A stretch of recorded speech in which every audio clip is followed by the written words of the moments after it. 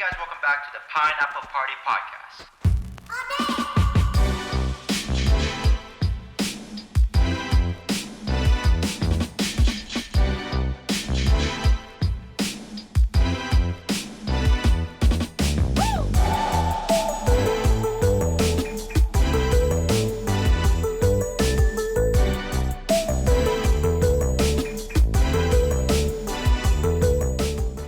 Hey guys, welcome back to another episode of the Pineapple Party Podcast. My name is Jensen and I'm your host. And today we have a very special guest. We have the amazing, the marvelous, the very cool Chloe, aka Shin. Welcome to the Pineapple Party Podcast. It is so amazing to have you, Well, to be talking to you. yeah, no, thank you for having me. It's good to be here. Woo. Yes, ma'am. Um, yeah, and like we were talking a little bit about, I think we both might have had a bit of a long day, a little bit Yeah. longer than other days, but hmm we'll just, it's a very chill conversation, and I've a few questions set up. I would love to talk to you about your career in music, how you got started, and we'll have like a fun little chill game or two actually. We have two games prepared. Um, Nice. Unfortunately, spoiler alert, there are no gifts. There's no reward for first place. No, it's I mean, okay. yeah, I mean that's the only position up for grabs, really. Um, That's good but enough. yeah, Mhm. well, let's start with what does your artist name mean, right? You clarified before we started recording. It's pronounced Shen, Yeah. um, and stylistically, it's presented as capitalized SHN. So, what Yeah. is the significance of that name to you? Well, Shen is actually part of my full name. So it's part of the Chinese name or the anglicized Chinese name. So it's So Shen Man. Shen is actually the middle one. And it's one that's really peculiar because typically, so my Mandarin name is Jingwen. Mm, So typically, like that's a very common name, and normally, parents tend to just use the spelling 英文, right. um, or like in Cantonese it's 精文, which is why it's Shen Man. But Yes. because my mom really liked the name Shen, so like she was quite Ah, determined to put it into all of her kids' names. So me and my brothers, we have the same name. So it's Shen Man, Shen Ho, Shen Leong, whatever. So right. it's Okay. there. So it's a pretty significant name, I think, for my family. So it's nice to be able to represent that. I love that. Yeah, I love that. And for my case, it would be Wei, like Wei. Uh-huh. But that's like pretty common. But yeah, Shen is I don't know why, but when I hear like Shen just pronounced as such, it hmm it produces like a very calming feeling. I don't know why. Oh, Maybe like Zen, maybe Zen. yeah, I I'm was not gonna say sure. that. Maybe. Yeah. But that's amazing. Basically, even though your Chinese name does not might not directly translate to Shen, Mhm. the anglicized or Anglican size, my English is not that deep, I'm sorry, is is Shen. Yeah, exactly. It's Shen. So it's spelled SHEN. Mm, Took out the E back because you're when I was cool like that. yeah. Yeah. Well, it's supposed to kind of be really ambiguous because I was with a Chinese record label before and we were kind of marketing it towards like bilingual music. So we Right. wanted to pick a name that was kind of it didn't exactly represent like, the English market or the Chinese market. So it's something ambiguous. Yeah, so we went with Shen, spelled SHN. Yeah. And well, thank you for sharing with us. Yeah, and I Yeah. think it's kind of like you said, right? Because I'm guessing you were making bilingual music back then when you were with the label. So Mhm. it's not one or the other, but it's kind of like the bridge between the two. Yeah, Yeah.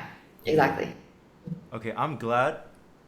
Well, it's not like I'm not in the position to say, whether I'm glad or not, but I am quite happy it's not the typical EDM artist name where they take out all the vowels. Oh. Yeah. Well, yeah, I think at the time when we changed our name, it was quite the trend to do that. But Yes. I think the reason that we did that was a little bit different. So yeah. Yeah, authenticity. Let's go. Well, next I would like to touch on, how, like, what was your journey like into the music industry? But how did you first find yourself in the music industry? Well, I think I just really like to sing and write songs. So Mm. when I was really young, I kind of knew that I wanted to be a singer.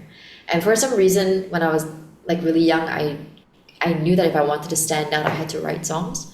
So I just started doing it, and I had the advantage of like years and years of like practicing writing songs because there's no way I'm ever gonna bring them to light. They're just so bad. But that's how I kind of started with music. I just really enjoyed it, and I like telling stories. I think I just enjoy write. So I was really a big fan of country music because my dad used to play all the time, in the car, and he would pick me up to kindergarten and primary school and all of that. And he would play country music a lot. And with country music, there's always like a story to it. You're kind of always painting a picture every time you listen to music. So I think that's what I wanted to do as well. I wanted to just, be able to express in that sense and I be able to tell my own stories, or to create stories that I wanted to tell. And I just started like that. And then I started putting it up on YouTube because YouTube started picking up when I was in like high school.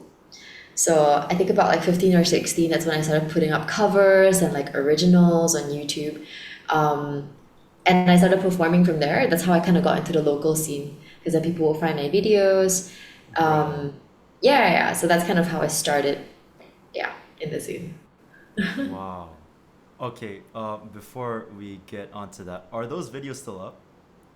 Oh, can I not answer that? Okay, okay. No, no, they're still up. They're still up, but it's All like right. super embarrassing because like sometimes people would find them and then they'll be like, "Oh my gosh, I just saw you on YouTube." And I'm like, "No, which one is it? Is it under my real name or is it under my stage name?" Yeah. That's how you determine the different eras, you know? Yeah, yeah, Yeah, yeah. the different periods in time. Right. Yeah. Well, okay, wow. Like, would you say then that was a very authentic way of breaking into the music scene via YouTube and just sharing your own covers, just posting your own performances up, and then having people come and contact you and say, hey, like, we love your stuff. We love, your performances. We would like to have you on this venue.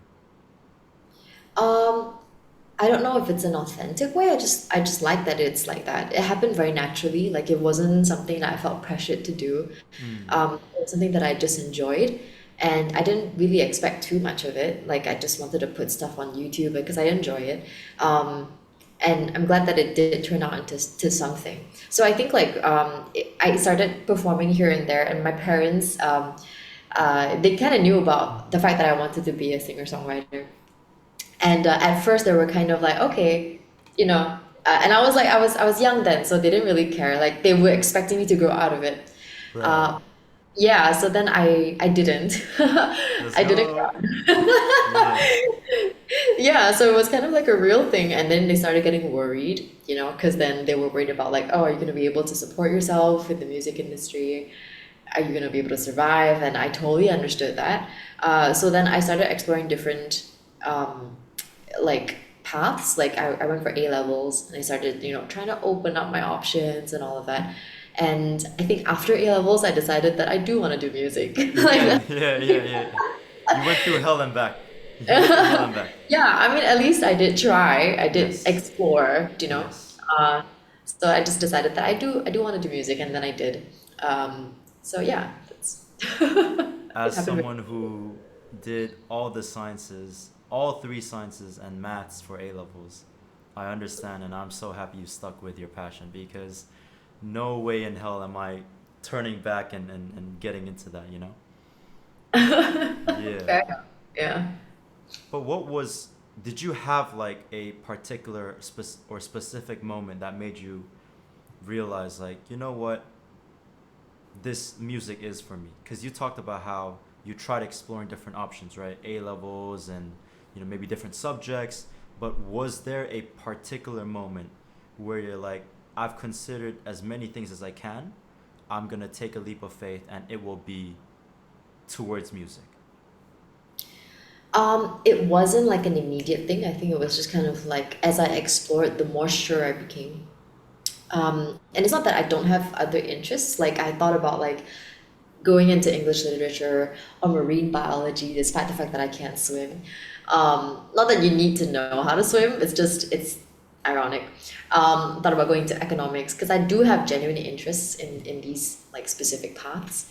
But I think kind of like somewhere deep down inside, I knew that music was something that I had to do.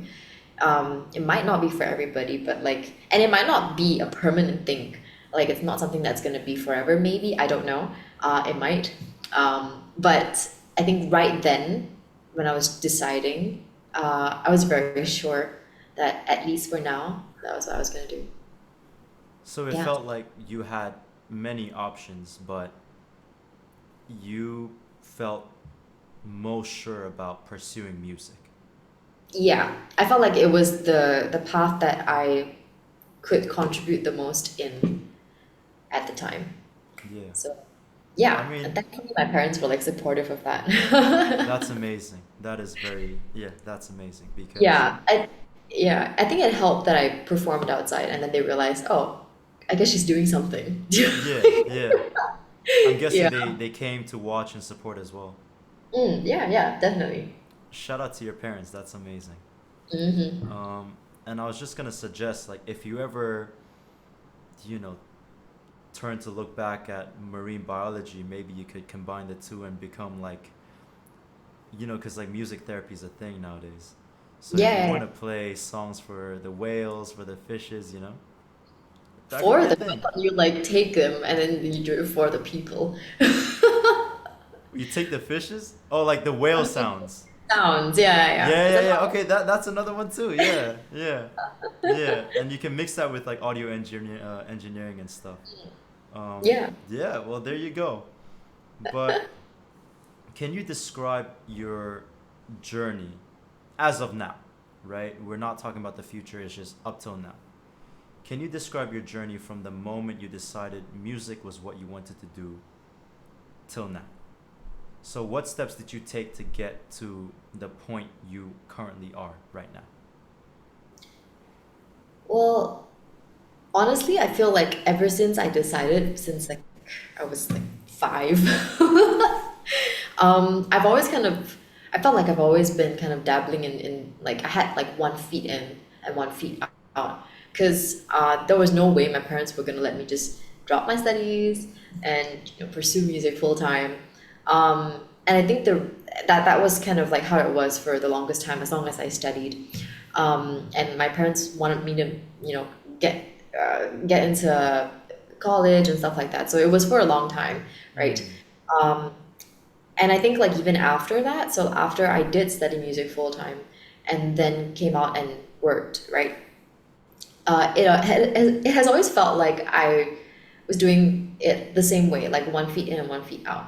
So I think throughout the entire time, it just feels like I haven't been able to kind of fully be in it. Like that's the goal, like I want to be able to write music, perform, and do it full time and be able to support myself and not have to worry about that. Um, but I think the reality of the situation is that it's not possible for me at the moment.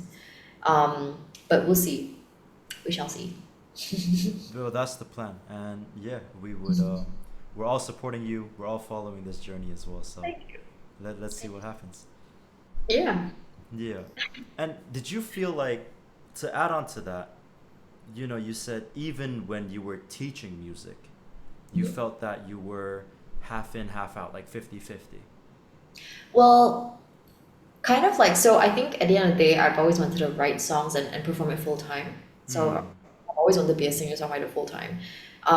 So in a sense, even though I am teaching music and teaching vocals, um, it feels sometimes that I am doing this like it's like a halfway thing. Yes. It's Yeah, like so you're like, kind of skirting around the outskirts, right? Like you're you're going in it, but then out, in and out, in and out.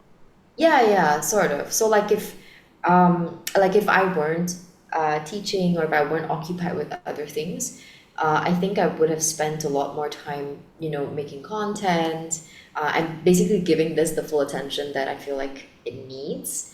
But at the same time, I am very happy to be doing these other things. Like I am happy to teach and I am happy to do like VO work, like voiceover work. And these things do like bring me joy.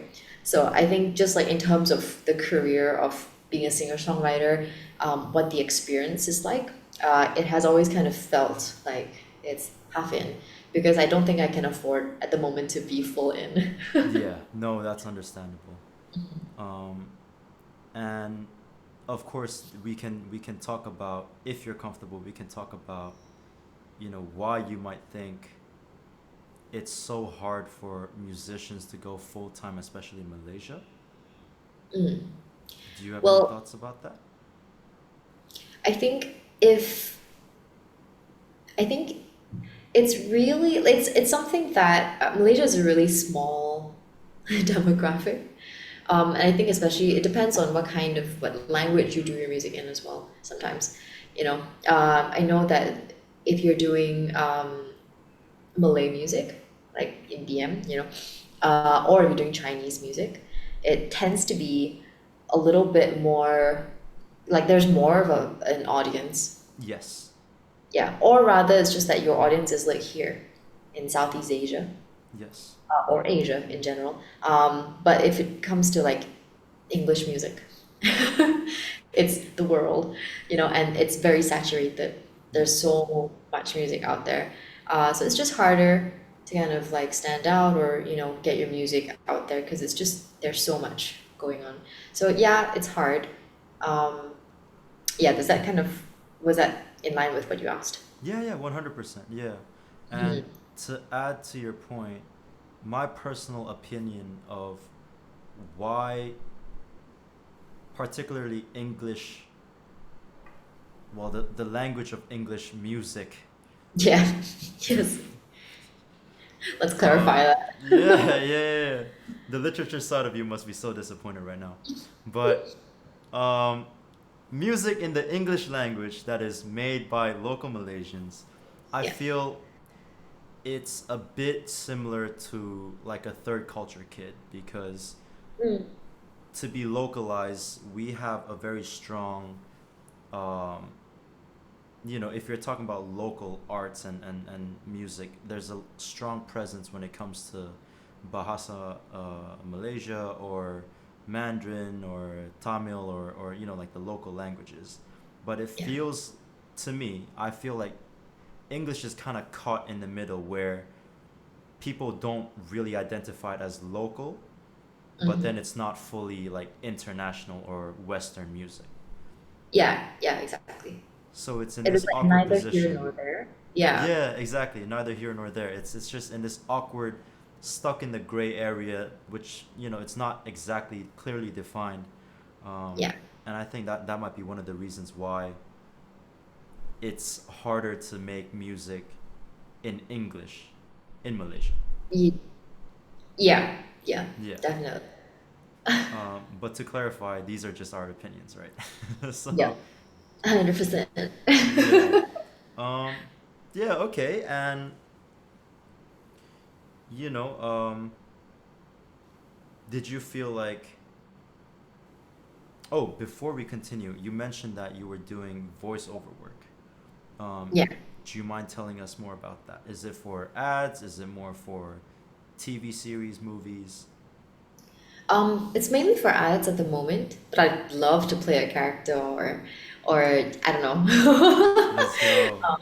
Yeah, yeah, I'd love to. I think that's one of the things. Or maybe yeah, a character in a video game or a character in a series. Hmm. Um, I really enjoy voiceover work. Like it's just really fun to be able to bring something to life and to be able to kind of use my voice. It's really fun because I feel like I need to stretch myself a lot. So sometimes I'm like a 4-year-old kid, and then sometimes I'm like this businesswoman, and it's just so fun to be able to play different characters. Yeah. But how do you get into something like that? Because I feel like it is even more of a niche compared to just being a musician. Right. I think for me, I think I've been really lucky because I've had friends who worked in like jingle studios. So jingle studios are basically studios who that create jingles for ads, and they work with different brands for different campaigns, marketing campaigns, and so they make the music. So you'll hear like brands like Gardenia, so good you can even eat it on its own. That's also Yeah. like a jingle, right? So somebody writes that and somebody sings that, and I'm lucky enough to be able to be one of those people who sing for ads, You and slayed it's that, by fun. the way. You slayed that. I did not do the Gardenia one. I just want to let you No, know. that I know, but you did amazing when you demonstrated. Oh, thanks. Yeah. Yeah. So like I've been lucky enough to have like friends who work at jingle houses, and then they recommend me for the job, and I send in samples of my voice, and then they pitch it to clients and see if they like it, and then Right. then they'll get back to me. Yeah. I remember just about a week and a half ago seeing on Instagram the lady that does the LRT announcements. Oh, really? Yeah, so there's another lady that is very iconic for um, an announcement. I forgot which one, but she basically publicized the fact that she is the voice of that one thing. And Oh, okay. she introduced her friend, who's the lady doing all the LRT announcements. So the lady doing the station Torosnia or whatever, you Right. know, Okay. yeah, USJ, Tujo, like that. Oh, fun. And Yeah. it's crazy how much control they have over their voice because without any effects, without any processing, it sounds 99% identical to Oh, like right. the very automated sounding announcement you would hear in the LRT and public transport. Yeah. Have you heard of oh, I can't remember her name, but she was the voice of Siri? Yes. Yeah, it's so cool listening to her. Yes. It weirds me out. It weirds you out. Yeah, fair enough. Yeah. Yeah. Like she's always there. I can't imagine having a deep conversation with her. Right. I think I might sleep and wake up and be like AI is taking over the world. We're all gonna die, you know. So no, Well, she's a but real person though. no, but she She's a sounds so much like I mean she's Siri, right? um Yeah. yeah. So like Mhm. I think I would make the association that trying to talk to her in real life, but it sounds like Siri, is gonna Mm. make me feel like they're taking over the world Ah, or right. whatever. She's a Yeah. robot then. Yeah. Okay, yeah, I Well, get you. before we move away from, um, you know, voiceover work, you Mhm. said that you would love to voice over maybe a game, maybe like an animated series or something like that. Yeah. What is one video game character that you wish you could have voiced over? Well, to be fair, I don't play a lot of video games. Okay, Um, but I don't know. I feel like I'd love to be in one of those like action. So I watch my husband play a lot of games. fair enough. So I'd love to be in one of those like kind of she's kind of in like she's like the heroine. Do you know? She's like in that. Mm, She has all these cool lines. They always have such cool lines, like right the before street. they fight, right? Yeah. Yeah, And yeah, it's so fun. I feel like it would be so fun, to kind yes, of just say that. yes. Yes, I understand what Yeah. you mean. And then they Yeah. always have another piece of dialogue after they win. Oh, yes. Yeah. It's Yeah. always like that's how you do it. And then they do like a little nose thing, and the Right, pose right, or whatever. right. Yeah. Yeah. I'd love to That's be able to. amazing. That is amazing. That's a very, very good shout as well.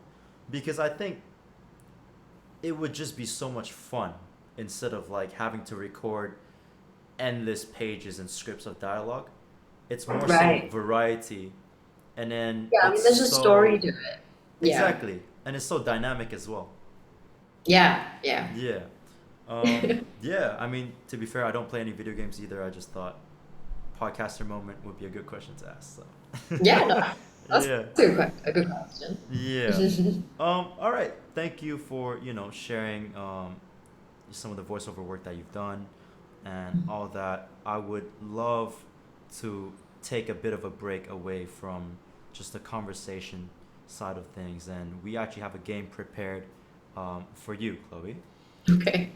Yeah, so you've written many, many beautiful songs, beautiful Yeah, ballads, thank you. and I've even personally attended one of your songwriting workshops. Mhm. So let's see if you remember the very the lyrics that you've written yourselves, right? Let's see if you remember your own lyrics. I will And try. basically, I will tell you one line from any single one of your songs, and you just have to tell me the next line. Okay. Simple as. And there are four of them, so we'll Okay. see how you do out of four. All I'm a right. bit nervous. Yeah, let's bring it back to the A level days. Okay, Yeah. number one, we'll start off easy. Okay. Okay, I'd set out the table. You'd set the tone. Okay, 1 out of 1. Here we go. All right, A star, here we come. Okay, number two. Let's see if you really are so cool. Biting your lip, taking a sip, making me weak in the knees. The next line is Laugh like a child, cigarette smile. I've been watching you a while. let's go. She is so cool. Let's go. Ding ding ding, 2 out of 2. This is fun. Yeah, let's go. All right, number three.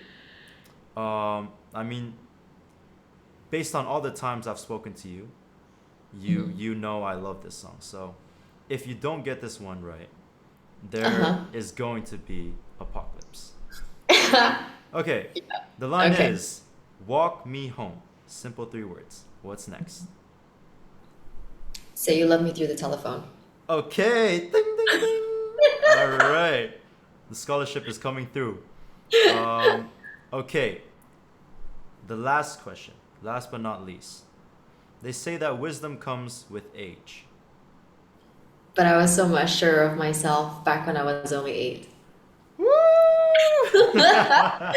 Oh man, these are Let's fun. go. Let's go. Oh, the PTPTN is coming through. All right. That's amazing. 4 out of 4. Going back to the A level talk, that will be a very big and beautiful A star. Shen, you have killed it with our first game. Congratulations. And again, it's just a reminder of the amount of beautiful songs that you've written. And genuinely speaking, I love your music. And yeah, just beautiful Thank you lyrics. so much. You picked Um, like really, really great like lines. It's so yeah, nice to be able to kind of hear it like not sung, do you yeah, know? just read, right? Like a poem. Yeah. Like I never kind of read the lyrics, you know? Mm, But mm. like when you say it and then I have to say it back, I'm like, oh. Well, first time for everything. Oh yeah, yeah. It's like a new perspective. It's pretty nice. Yes, ma'am. Well, speaking of which, you have we just like the songs that we went through, the lyrics that we went through is just the tip of the iceberg of the amount of beautiful songs that you've written and the music that you've created.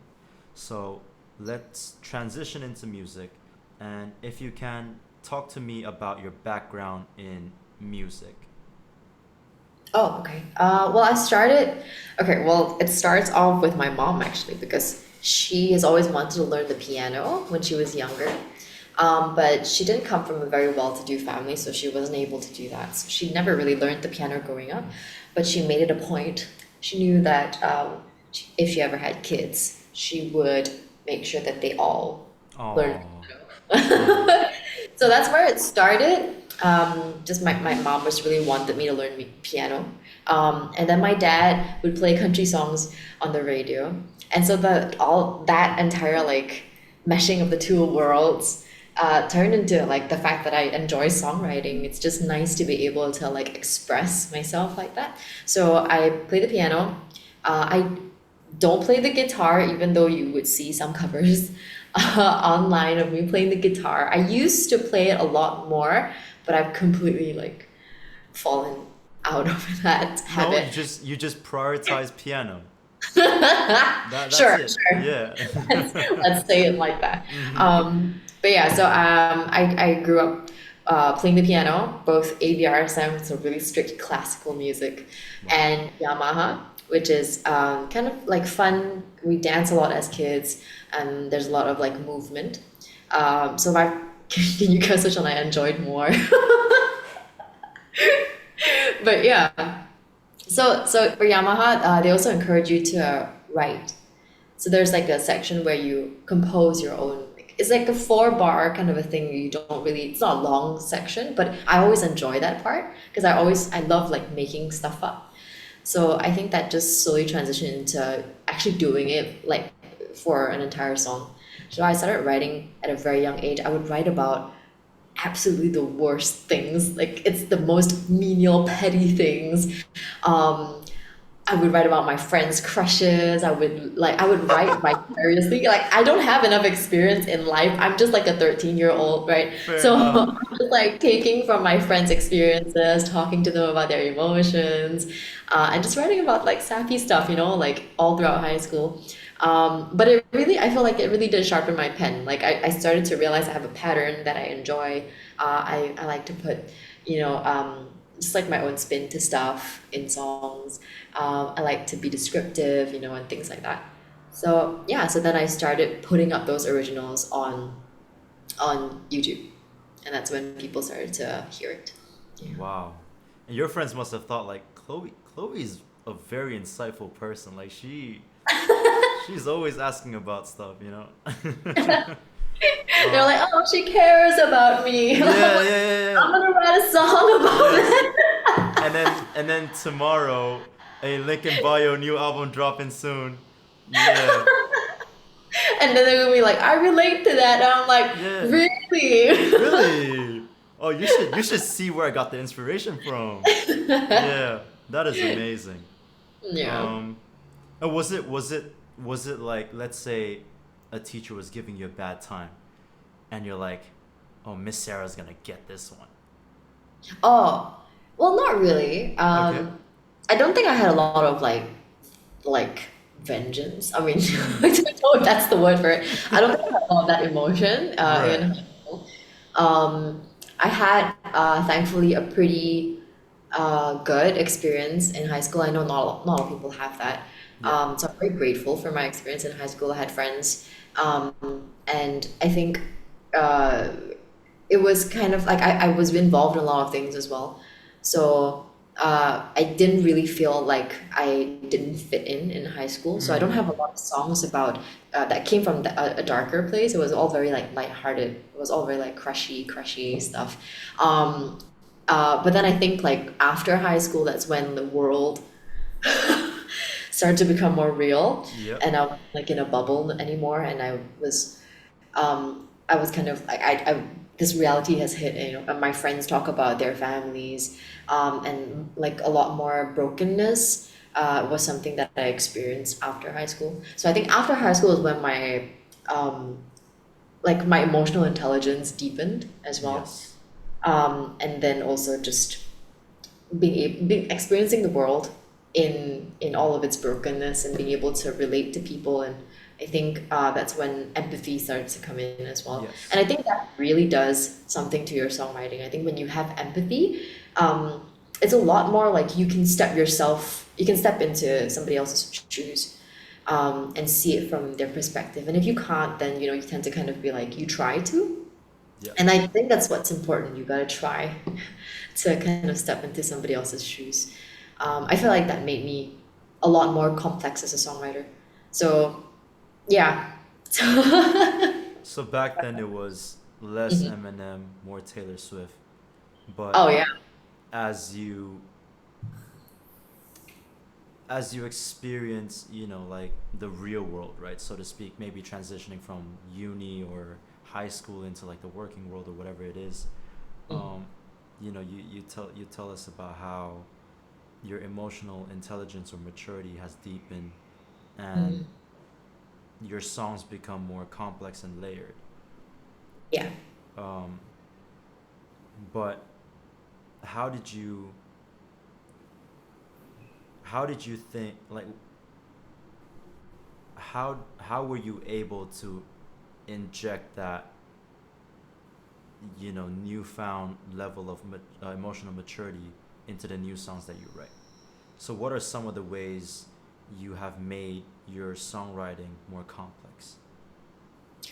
Um, a pattern that I realized when I was younger was it was all very kind of straightforward. Like it was just I can't remember the lyrics right now, but like it used to be just very kind of clear cut. Like, oh, he was walking here, and I like that I don't know what jet black hair, whatnot. So it's kind of very straightforward. Mm. And I think when I got out of high school and I kind of saw the world a little bit more and experienced a little bit more, um, it it kind of the topics that I would talk about kind of moved away from that. So I've written songs like Baggage. That Baggage is a super heavy song, and it talks about literal baggage. Yes. Um, I've written songs, uh, well, Apocalypse, is kind of like Apocalypse is actually a great example because I feel like that song I'm super proud of it because it's written in a way where I'm talking about how it's the end of the world as I know it because I'm starting to fall for somebody and it's not about me anymore and it's kind of like it's the end of the world as I know it. You're part of it so undoubtedly Yes. that it's no longer the same. There's no way my world has changed in a sense. Yes. And the complexity in that I feel like is something that I'm so happy that I was able to capture it in that sense. Um, yeah, and there's this line in Apocalypse that goes, "My heart totally eclipsed." And I really love that line because it's actually a reference to the song "Total Eclipse of My Heart." Okay. Yeah. And it's a really old song, and my mom used to play it all the time. But it's a nice reference because that is truly talking about your heart being eclipsed by somebody else. Yes. Yeah. So And wow. yeah, And yeah. believe me, we are all very happy you wrote that song. Thank you. Yeah. Um, but I think one thing I really, really like is how you are able to capture very intricate emotions, situations, and scenarios, but have use like but the fact that you use simple enough language to where it's very easily digestible, and I think that takes a lot of skill. Is this something that you actively do, like, here's a very complex idea or feeling that I want to communicate to my listeners, but how can I communicate that in a way that is very digestible? Well, sometimes kind of like sometimes it's intentional, but sometimes it's just me like kind of processing it. So I think because I'm trying to process a very complex emotion and I put it into song, I do sometimes I write songs so I can understand what I'm feeling. So because I'm processing it and I'm putting it into words, that's kind of like it explains itself. Like it's a Mm. complex kind of a topic, but it's kind of explained in a way that I can understand it. Yes. So then maybe that's something that translates as well to my listeners. Yeah, because I feel that there are there are songwriters out there who capture very intricate emotions with very, sometimes over the top language, or sometimes language that is way too flowery and way too complicated. Okay. But I really like when people can capture very complicated things in a very, um, not overcomplicated way. Yeah, Yeah, and agree. I think based on what you just told us, it's more so that you're also figuring out these emotions with the listener. Yeah, most of the Mm. time. Oh wow. Well, taking it back to, more of a technical, um, standpoint of music, what, how important do you think it is for aspiring musicians to be well versed with instruments but also music theory? Oh, music theory and instruments. Yes. Uh, I think it depends on what they want to do. Like, you can be a songwriter and not know how to play any instruments, and that's where collaboration comes into play. Because then you're working with somebody who does that. Right? They play Mm. instruments and they know music theory and yada yada. Um, I think there is still something that you can provide to the table if you don't play an instrument, or if you're not well versed in music theory. There is definitely something that you can still provide. There is still value that you can give. So I would say it is helpful. Like, I wouldn't say it's like it's life changing. It's it's dire. You must know it. Um, I think that that's the beauty of songwriting, because there's always something that you can give. There's always something that you can provide that somebody else might not be able to. Yeah. Maybe you're really good with words. Maybe you write poems, right? Mm. And maybe this person who's really good at music theory and plays all sorts of instruments, they are not so good with their words. Maybe they don't express as well. And when you two come together, or four or five or however many people, then you create something that is bigger than yourselves. Yes. Nice. Yeah. Oh, that is beautiful. And I think now that you explain it to me this way as well, it's kind of like, what if the songwriter can inspire the musician that is well versed in instruments and music theory to play the piano or the keyboard in a, like a different way? What if Yeah. instead of just chords, there's a part where the rhythm of the lyrics are syncopated and you can incorporate like a little run of the piano or whatever it is, right? And again, this is coming from a guy with practically zero music theory, but trying to throw my music jargon out there. But I definitely see what you mean, though. It's like one can lead the other, and it's kind of like this back and Yeah. forth and sharing of ideas. Um, yeah, so, yeah, wow. Well, that Yeah. gives me hope. No, yeah, I definitely there have been moments where sometimes I feel very stuck. So like, I am trained musically, so sometimes I feel very stuck because um like I know the chords, I know the progressions Yes. that and then I hear somebody who maybe like I feel like there are people who, like, when they don't have like a specific like knowledge, like it's or structure, I would say they don't have that structure, they're able to kind of like think out of the box and be Yeah. like a lot more creative, Yeah. which is so fun. Like, it's so fun to witness. Well, that's just my excuse for doing weird things in music, but you definitely have a point. You have a point.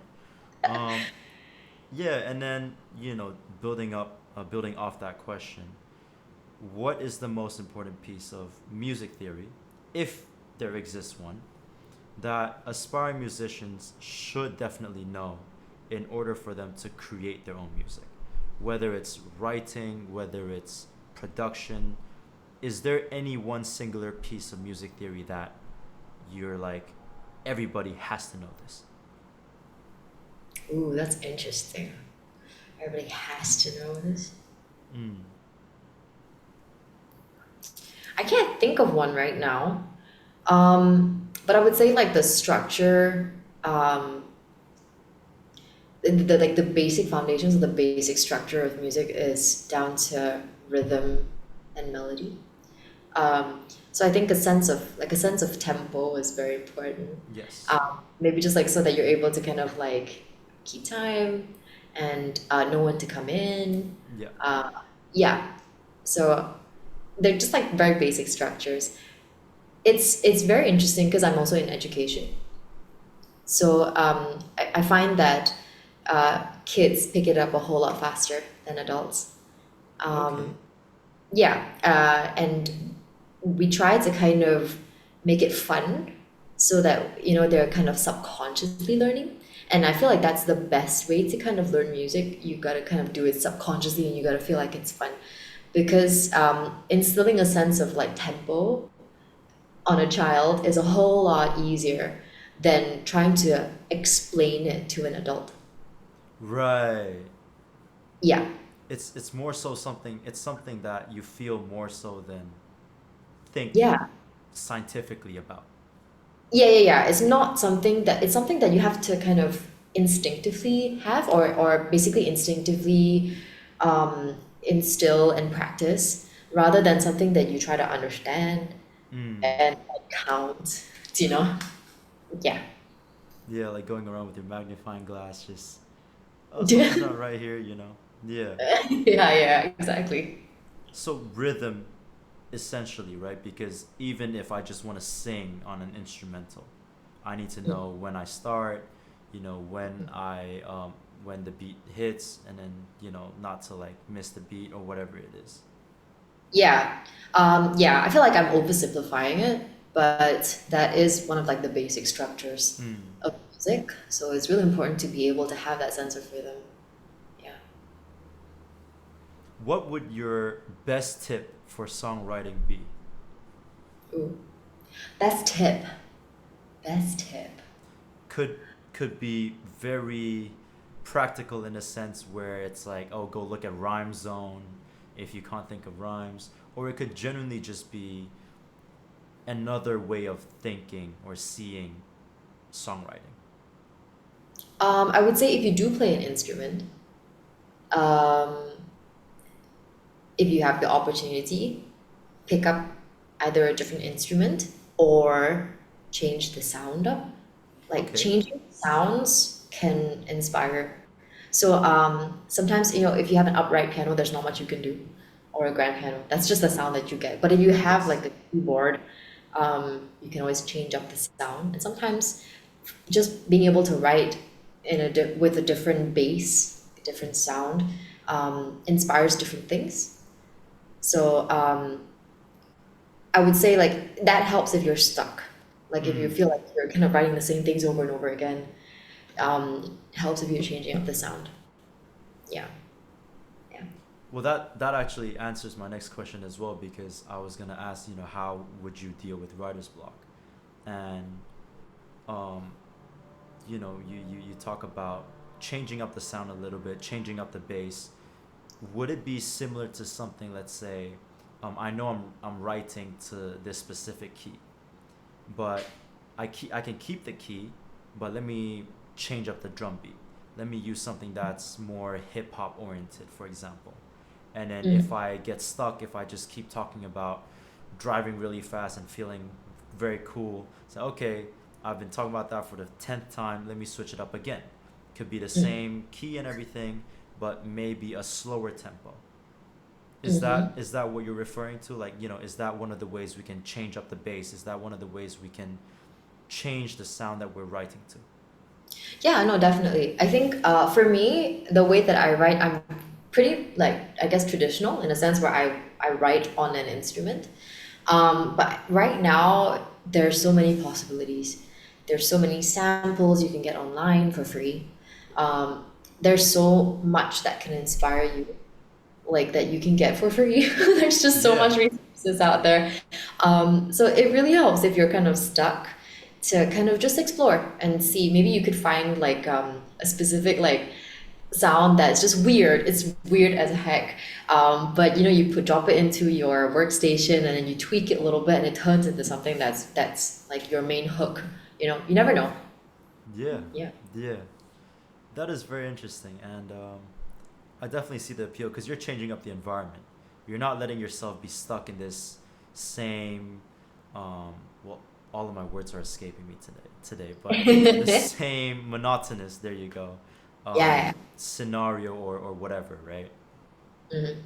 Yeah, definitely. Well, how would you personally deal with writer's block? I tend to kind of leave it. So I have a lot of like half-finished songs and I have a lot of like random ideas that go nowhere. But I just kind of keep them. I keep them and I just let them sit in my notes and on my voice recordings. Um, and I just leave it for a bit.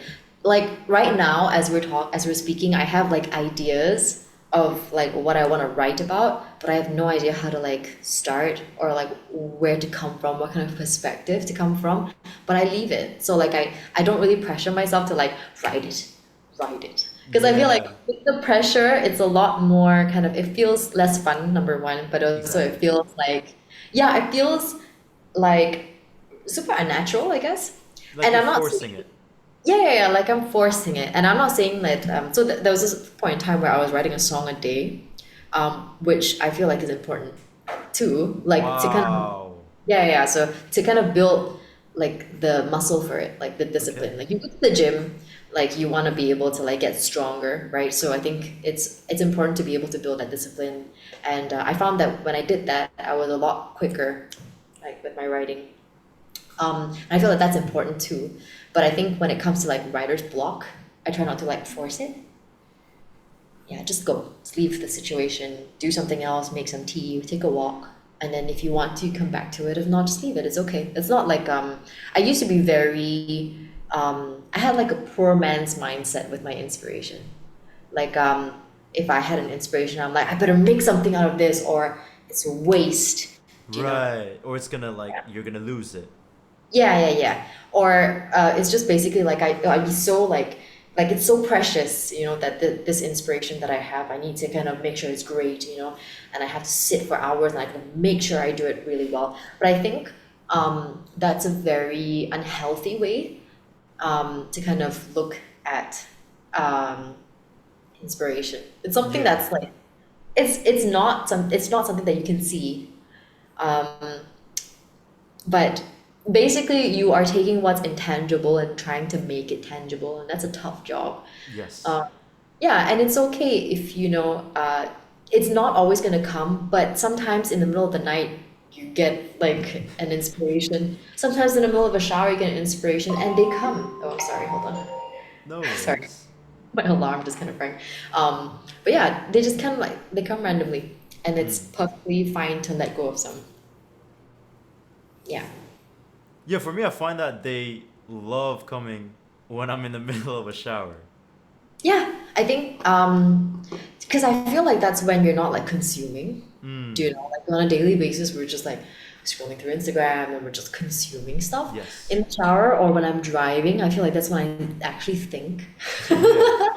I think that's when we give our mind enough space and enough time to actually just kind of it's like we're thinking but we're also drifting freely so that it's like a net capturing all the possible ideas and kind of putting them together instead of like being so focused minded on I have to write this, I have to write this, I have to write this, you know.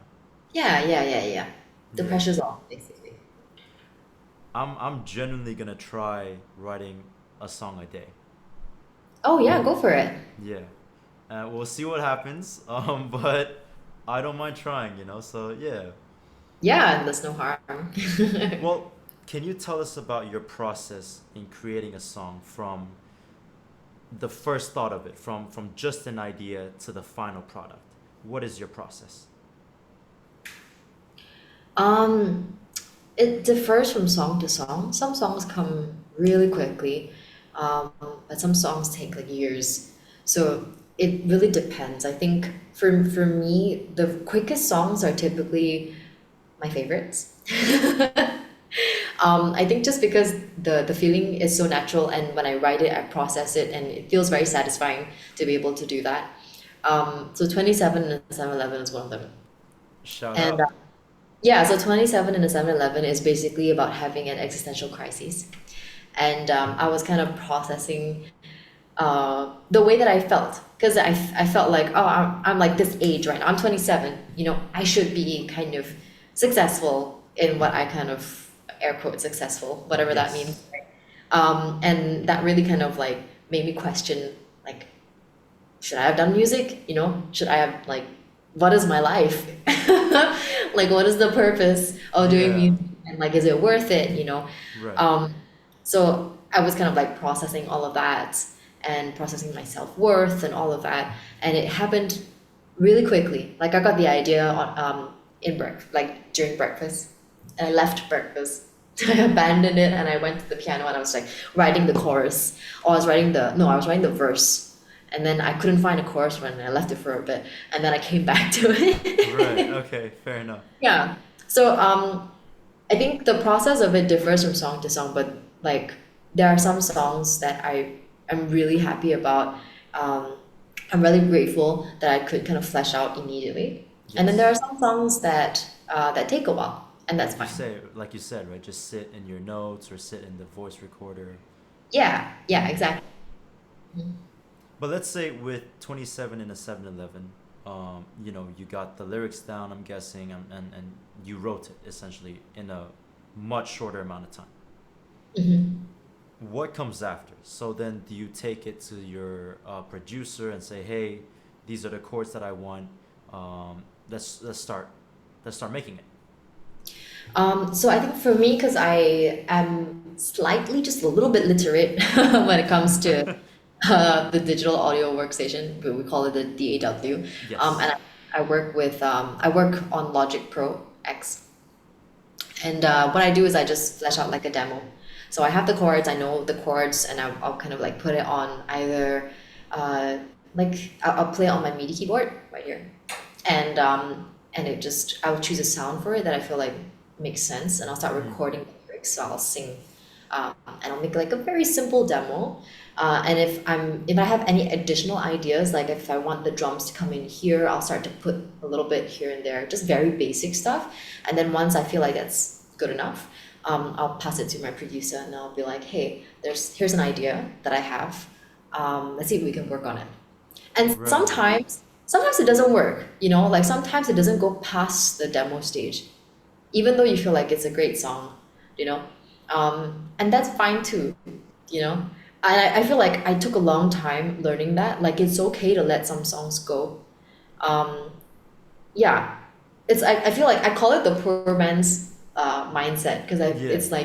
it's like scarcity. Like you're not scarce of ideas. You're not you have like you have a brain. you We're in it's abundance, right? Yeah. yeah, exactly. Inspiration, ideas, thoughts, feelings, they're everywhere. So, Mhm. yeah. Yeah.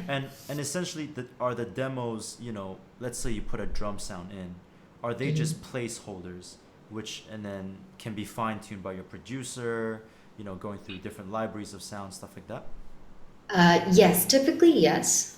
There are a few cases where if I really like the sound, I try to keep it Mm. and see if we can build around it. If we can't, that's completely fine.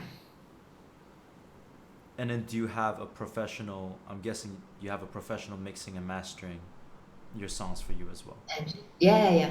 Mm. Hmm. Yeah, and And then so after we're done with production, we send it. We re-record the vocals in a more kind of sound like acoustically treated setting. yes. Yeah, and then we send it off to our mixing and mastering engineer. And then is it a label that helps you distribute the music, or are you doing it yourself? So right now we have a distribution label that does it. So I'm working with a a distributor basically. And because I think nowadays, especially with like DistroKid, TuneCore, and all those other distribution services, I Mhm. feel like music labels have kind of shifted away from the traditional like we do everything to now like I think a lot of artists are handling their own promotion, their own marketing, stuff like that. Yeah. So is this label purely just to distribute your music, or are they giving you resources to market, to promote that kind of stuff? Um, so this particular one that I'm working with, they do pitching as well. So they pitch to like playlists. And basically, if there's any other opportunities that might come through streaming platforms, then they'll have an in on it, and then Mm. it's basically information, yeah, that they provide. And how did you approach them, or how did you sign with them? Oh, I've been working with them ever since I was signed to my Chinese record label. Oh, okay. So Yeah, it so was. Sorry, go ahead. no, it's so he's a friend that I went to high school with. And basically, he's kind of jumped from places to places, but I've always kind of just like stuck with him. Hmm. Yeah. And so he's the one managing these distribution services. Well, yeah. So this one, yeah. So the current one that I'm working with, yeah, he's managing that. Well, not really managing, but he's working Yes, yes. with them. Yeah. Oh, that's amazing. Wait, Mhm. do you hear something? No, I don't. That sounds like game number two. Woo! All right, I like Shen. it. I figured, Mhm. we had a very detailed talk about music and production and songwriting. I think it would be nice for us to take another little break, little mental break. So we have a second game for you. It Mhm. is the song name association game. I know, very creative. Basically, I'll be giving you three separate words, and you Okay. just have to give me any song name that contains the given word. Oh, okay, okay, okay. That's hard. Okay, okay, let's go. Yes, and because I am the only musician that has a very limited knowledge of songs out there, I will be fact checking on Spotify. Okay, all right. So, word number one, when you're ready, Okay. is, well, game. Endgame by Taylor Endgame. Swift. Uh-huh. Endgame by Taylor Swift. Well, yep, there you go. Taylor Swift, Ed Sheeran, and for some reason, Future is there. Okay. Yes, yes. All right. Perfect. Number one is correct. You are on a streak. You're killing it. Word number two is honest. I feel like a lot of song names have the word honest in it. Really? Yeah, honest or lying. Like I mean they're in the lyrics, but in the title, I cannot think of a single one. Oh, What? oh, 5 more seconds. Ah!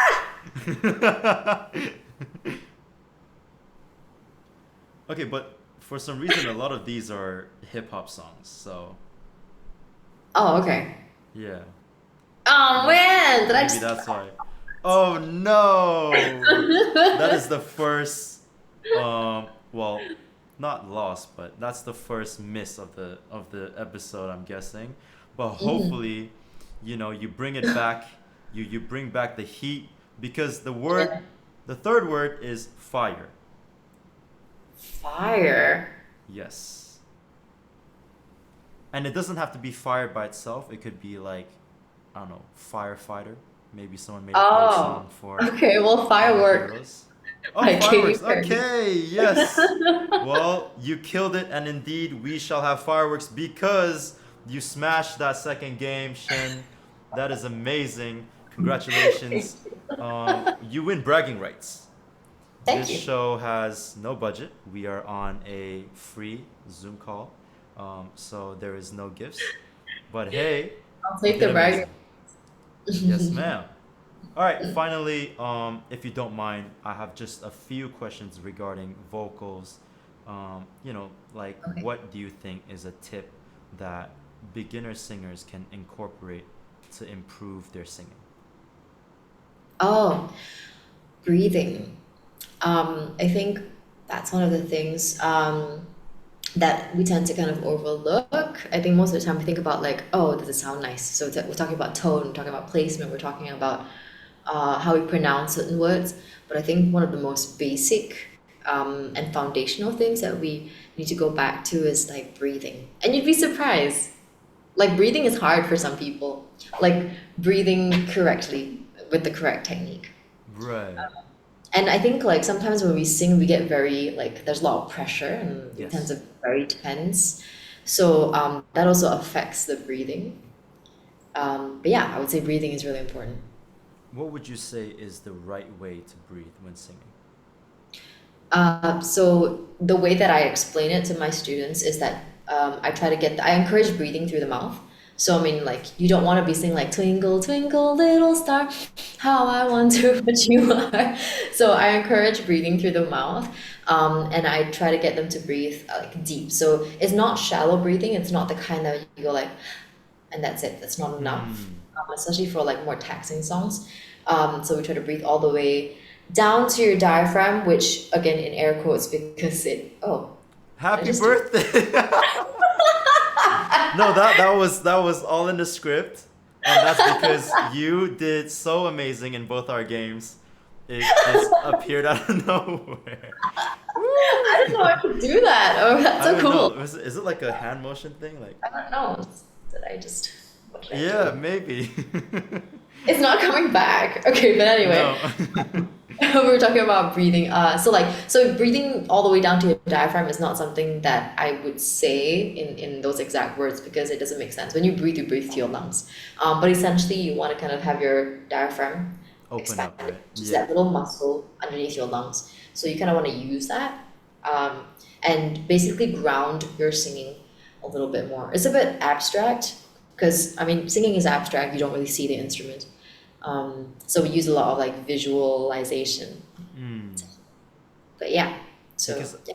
I've seen a lot of videos on how to breathe correctly and how to sing correctly and how to Mm-hmm. sing to protect your own vocals, right? Because that's your moneymaker, you know, like to sing itself, if you're damaging your vocals, then ultimately we can't sing. And Mm-hmm. a lot of them emphasize on breathing so that your belly kind of like balloons out. Yeah, yeah, yeah. Yes, and like fully. Is Yeah, so that that's your diaphragm. Mm-hmm. so So that's yeah, that's the proper technique to breathe. So mm, you want to be able to like breathe. That's how you kind of like breathe deep. So that way you feel it in your diaphragm expanding all this way. So when we breathe, we try not to kind of like move the shoulders. So when, for example, I'm gonna breathe in right now. So I breathed in, but my shoulders have not moved. yes. Yeah. It So doesn't go up. yeah, it doesn't go up. So typically, like on a regular basis, you would, and that's how you regularly breathe. But like Hmm. when it comes to singing, you kind of want to breathe downwards and sideways, Right. more like a yeah. But when you are singing the words out, are you then exhaling through the mouth and is your stomach becoming smaller or are you pushing more outwards?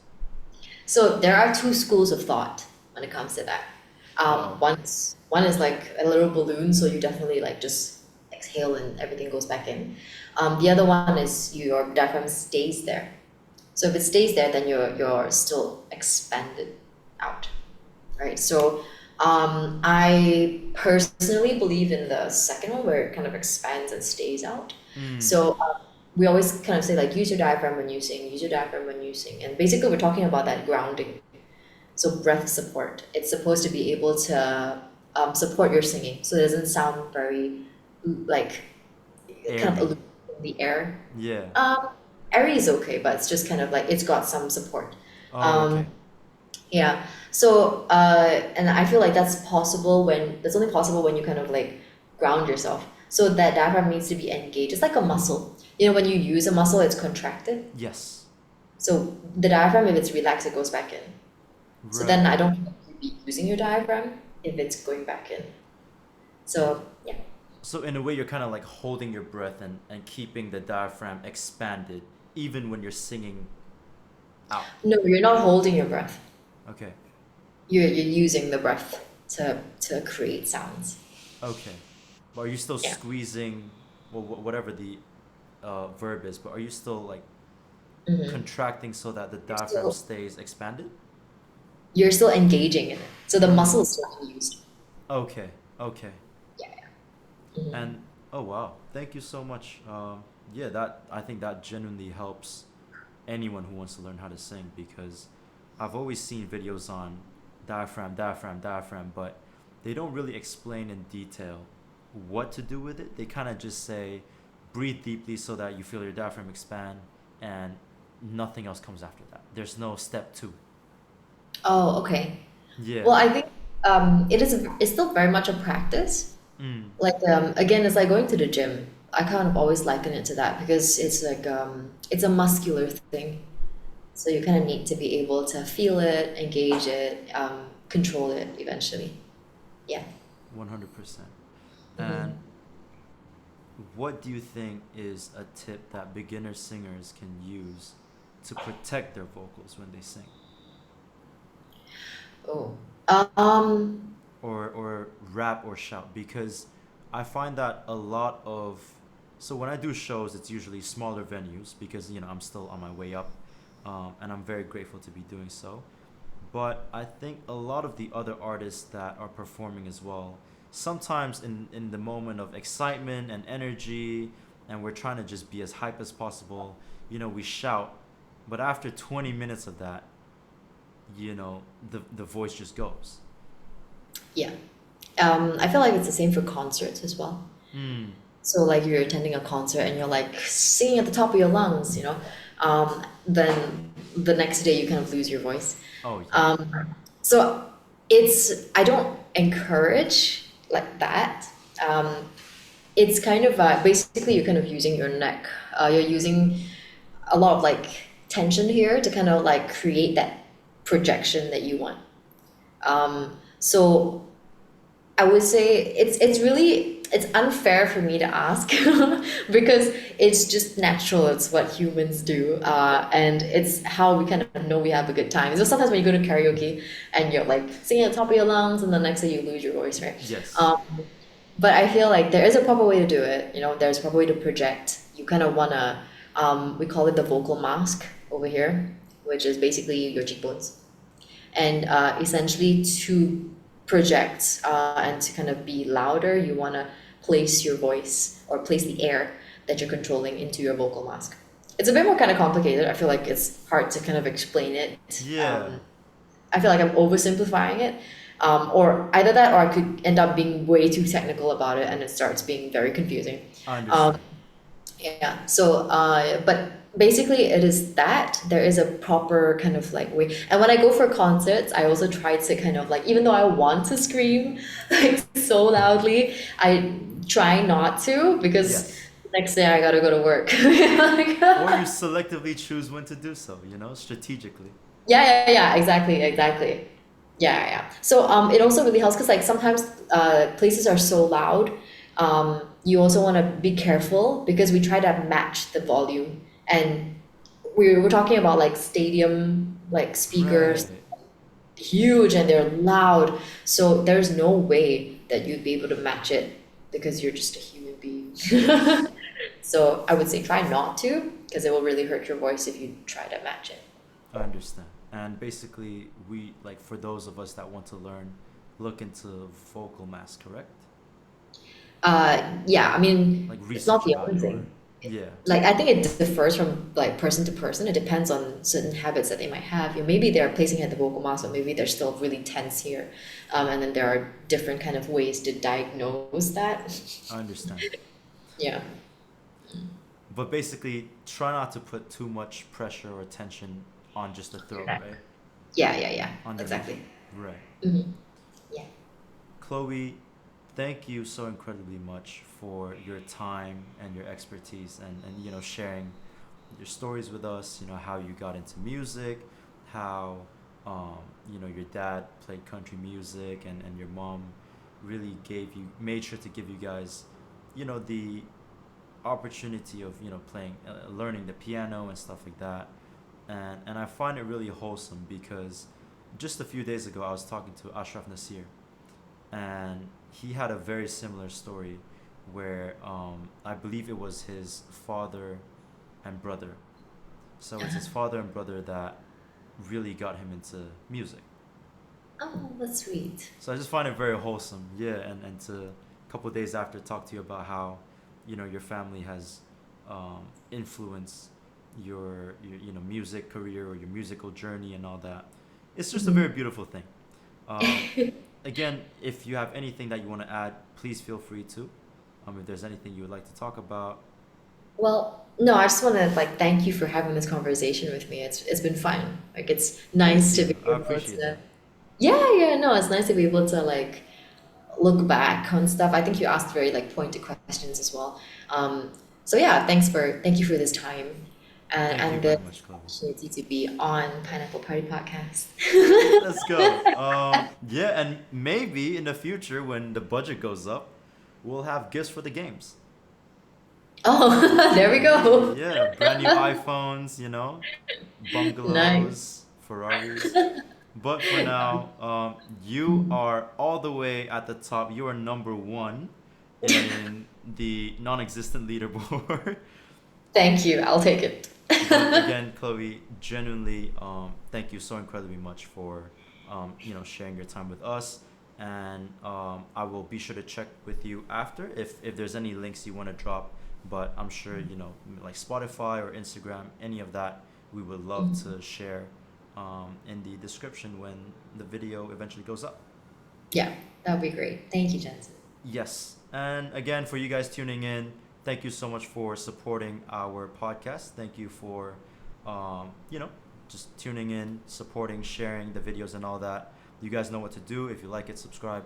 I don't need to mention it multiple times. But yeah, thank you, Chloe. This has been the Pineapple Party Podcast. And see you guys on the next episode. Have a wonderful day. Thank you so much, Chloe. You have a very, very good rest of your evening. You too, Jensen. Woo! Oh, Chloe, thank you so much. Thank you Yeah, so much. thanks, I'm very Jensen. grateful. Thank Um, you for having me.